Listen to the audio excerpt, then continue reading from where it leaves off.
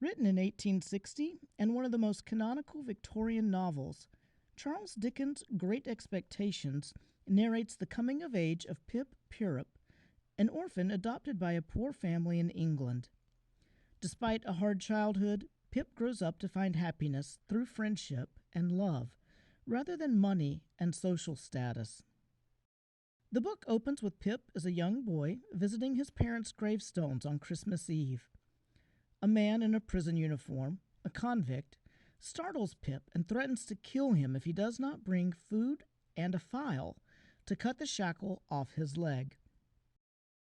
Frightened, Pip runs home to his sister, Mrs. Joe Gragery, and his adoptive father, Joe Gragery. His sister is an abusive woman who resents both raising her orphaned brother and being the wife of an unambitious blacksmith. Pip finds solace from her rages in Joe's kindness. The next morning, Pip steals food from the pantry and a file from Joe's workshop for the convict, who is nonetheless caught by soldiers later that night. Pip feels guilty for stealing, but his act of kindness softens the convict's heart, leading him to confess to his crime. Early in the novel, Pip is called to entertain Miss Havisham, a wealthy recluse living in a dilapidated mansion called the Saddest House. There, Pip meets the beautiful and cruel young girl, Estella, and is instantly infatuated. One day, Miss Havisham shows Pip a great banquet hall where a table is set with rotten food and a large wedding cake, untouched for years. He learns that years before, Miss Havisham's groom abandoned her on their wedding day. Miss Havisham's relatives still visit on that day every year, which is also her birthday. Estella toys with Pip, inviting him to give her a kiss before he leaves. Pip dreams about becoming a wealthy gentleman and marrying Estella. But soon, Miss Havisham decides that Pip must begin his indenture as a blacksmith with Joe and ends Pip's visits to the mansion. Pip is miserable, ashamed of his low-class status.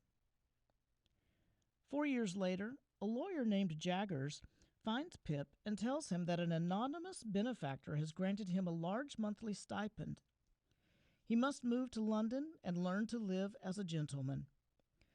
Although this is a dream come true for Pip, he will find London disenchanting and miss Joe terribly. In London, Pip lives with Herbert Pocket, who becomes a good friend and mentor. Herbert tells Pip that Miss Havisham adopted Estella and raised her to exact revenge on boys and young men by cruelly breaking their hearts. But Miss Havisham also hints that she is Pip's benefactor, and Pip assumes that she wants him to ascend in class status so that he can marry Estella. Soon, Pip is invited to dinner by Jagger's clerk, Wemmick, who has a fantastical private life, which is the opposite of his unimaginative professional demeanor at work. Although Wemmick lives in a small cottage, his home has been modified to look like an elaborate castle. Wemmick lives with an elderly, deaf relative whom he calls the Aged. Pip finds Wemmick an entertaining host, and he soon becomes a trusted friend. Meanwhile, as the years pass, Estella becomes even colder and more beautiful and moves to London. One day, Pip returns home to attend his sister's funeral. He visits with Joe and Biddy, his close childhood friend. Biddy is disappointed in Pip and doesn't believe he will ever return home as he promises. She sees through his pretentiousness. Back in London, Estella begins courting Bentley Drummle, the most repulsive of Pip's acquaintances. One stormy night, when Pip is 23, a rough man of 60 arrives at Pip's London home. The man, Abel Magwitch, proudly reveals that he is Pip's benefactor and the same convict Pip helped years earlier. At that time, Magwitch swore to himself that he would give all his future earnings to Pip. Magwitch tells Pip he had a daughter who died soon after birth. Pip is horrified despondent that there is no grand design to usher him into marriage with Estella. He returns to Satis' house, angry with Miss Havisham for misleading him. He confesses his love to Estella, but she declares she will soon marry Drummle. Pip returns again to make peace with Miss Havisham, who apologizes for hurting him. Then she accidentally sets herself on fire, and Pip saves her, but burns himself during the rescue. Pip soon learns the secret that Estella is Magwitch's daughter. Pip feels ashamed of Magwitch. He feels an obligation to help him escape the police. Wemmick sends Pip a secret note warning him that he should leave the country with Magwitch. Pip and Herbert hatch a plan to help Magwitch escape by river. But Magwitch's old enemy, Compeyson, pursues him by boat. Compeyson is also the very man who swindled and abandoned Miss Havisham on her wedding day. As a steamer crushes Pip's boat, Compeyson drowns in a struggle with Magwitch. Magwitch is sent back to prison and sentenced to death. Although Pip has rejected Magwitch's money and fallen into debt, Pip still visits him every day and grows close to him.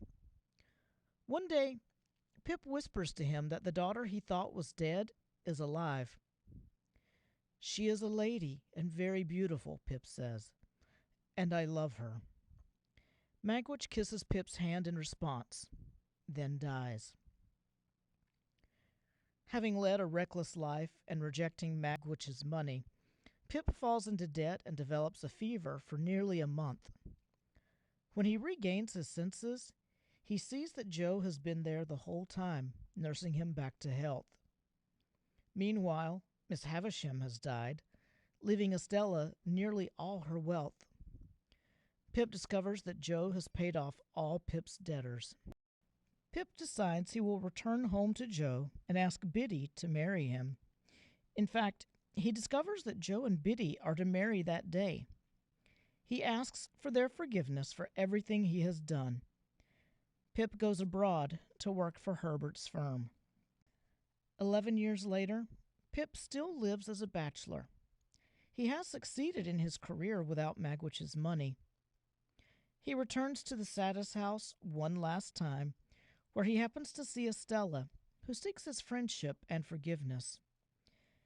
Estella has been heartbroken, as Drummle treated her poorly and then died. Pip has loyal and lasting friends in Joe, Herbert, and Wemmick, whereas Estella has only jealous and bitter relatives. As the two walk out of the overgrown garden hand in hand, there is hope that they will finally spend their true lives together.